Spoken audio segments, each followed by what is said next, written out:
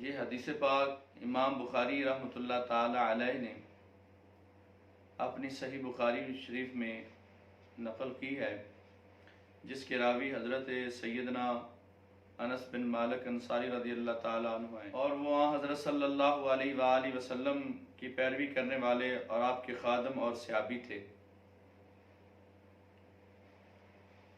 حضرت صلی اللہ علیہ وآلہ وسلم اس بیماری کی وجہ سے اس بیماری میں ہی آپ کا وصال ہوا۔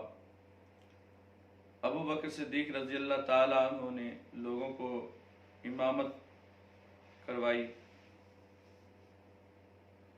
اور آپ جب پیر کا دن ہوا تو لوگ نماز میں صف باندھے کھڑے تھے۔ آپ صلی اللہ علیہ وآلہ وسلم نے اپنے حجرے مبارک سے پردہ اٹھایا اور کھڑے کھڑے ہم کو دیکھ رہے تھے۔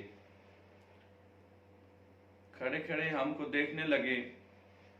آپ صلی اللہ علیہ وآلہ وسلم کا مبارک چہرہ حسن اور جمال اور صفائی میں گویا کہ مصحف کا ایک ورقہ۔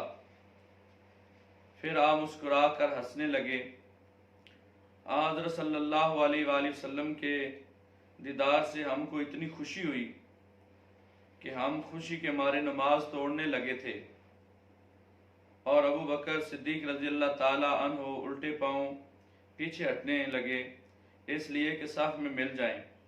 وہ سمجھے کہ حضرت صلی اللہ علیہ وآلہ وسلم تشریف لا رہے ہیں اور نماز کے لیے آپ تشریف لا رہے ہیں، لیکن آپ صلی اللہ علیہ وآلہ وسلم نے ہم کو اشارے سے یہ ارشاد فرمایا کہ اتموا صلاتکم، تم اپنی نمازیں پوری کرو، اور پردہ ڈال دیا۔ پھر اس دن آپ کی وفات ہوئی۔ حدیث پاک کا مطلب مفہوم کچھ اس طرح ہے کہ حضرت انس بن مالک رضی اللہ تعالی عنہ فرماتے ہیں کہ نبی پاک صلی اللہ علیہ وآلہ وسلم کی طبیعت علیل تھی۔ آپ صلی اللہ علیہ وآلہ وسلم نے فرمایا کہ ابو بکر صدیق رضی اللہ تعالیٰ عنہ کو کہیں کہ وہ صحابہ کو جماعت کرائیں۔ حضرت سیدنا ابو بکر صدیق رضی اللہ تعالیٰ عنہ صحابہ کو جماعت کروا رہے ہیں۔ اتنے دن گزر گئے کہ نبی پاک صلی اللہ علیہ وآلہ وسلم کا دیدار نہ کر سکے، تو نماز کی حالت میں نبی پاک صلی اللہ علیہ وآلہ وسلم نے اپنے حجرہ مبارک کا پردہ ہٹایا اور دیکھا اپنے صحابہ اکرام رضوان اللہ علیہ اجمعین کو۔ تو صحابہ اکرام کہتے ہیں کہ ہم دوران نماز میں جب وہ پردہ ہٹا تو ہم قبلہ سے منہ ہٹا کر حجرہ مبارک کی طرف نبی پاک صلی اللہ علیہ وآلہ وسلم کو دیکھنے لگے، آپ کی زیارت کرنے لگے۔ تو حضرت ابو بکر صدیق رضی اللہ تعالیٰ عنہ مصلی امامت چھوڑ کر پیچھے آنے لگے، تو آپ صلی اللہ علیہ وآلہ وسلم نے اشارہ فرمایا۔ حدیث پاک کے الفاظ کچھ اس طرح ہیں، فرمایا فَأَشَارَ إِلَيْنَا النَّبِيُّ صلی اللہ علیہ وآلہ وسلم، کہ ہماری طرف نبی پاک صلی اللہ علیہ وسلم نے اشارہ فرمایا کہ تم اپنی نمازیں پوری کرو۔ اب نماز پوری ہو گئی۔ اب جو تھوڑی سی بات محبت کی کرنی ہے اس میں سے، وہ یہ ہے کہ صحابہ کرام کا رخ قبلہ کی طرف ہے، اور فقہ کا مسئلہ یہ ہے کہ جب نماز میں آدمی قبلہ سے منہ پھیر کر دوسری طرف کر لے تو نماز اس کی ٹوٹ جائے گی، لیکن صحابہ کرام کی نماز ٹوٹی نہیں، اسی طرح ان کی نماز جاری رہی، اور وہ قبلے کی طرف چھوڑ کر نبی پاک صلی اللہ علیہ وآلہ وسلم کے چہرہ انور کی زیارت کرنے لگے۔ تو صحیح بخاری میں یہ الفاظ موجود ہیں کہ نبی پاک صلی اللہ علیہ وآلہ وسلم کا چہرہ مبارک، صحابہ کرام کا انداز دیکھیے آپ صلی اللہ علیہ وآلہ وسلم کی شان و عظمت بیان کرنے کا، کہ ہمیں ایسے لگا کہ جیسے قرآن کھلا ہوا ہے، اور ان کی نماز ٹوٹی نہیں بلکہ نماز جاری رہی۔ اس میں سے بہت ساری چیزیں ثابت ہوتی ہیں۔ پہلی بات تو یہ ثابت ہوتی ہے کہ نبی پاک صلی اللہ علیہ وآلہ وسلم نے امامت کا مسئلہ حل کر دیا۔ فرمایا کہ میں اپنی زندگی میں ابو بکر صدیق کو مسلح امامت دے رہا ہوں۔ اور دوسری بات یہ ہے کہ نبی پاک صلی اللہ علیہ وآلہ وسلم کے ہوتے ہوئے مسلح امامت پر کھڑے ہونا یہ حاضر اور ناظر کے منافی نہیں ہے، کیونکہ کچھ لوگ کہتے ہیں کہ اگر وہ نبی پاک صلی اللہ علیہ وآلہ وسلم حاضر اور ناظر ہیں تو پھر آپ نبی پاک کے مسلح پر کیوں کھڑے ہوتے ہیں؟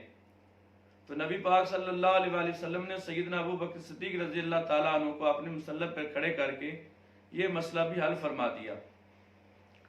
اور دوسری بات یہ ہے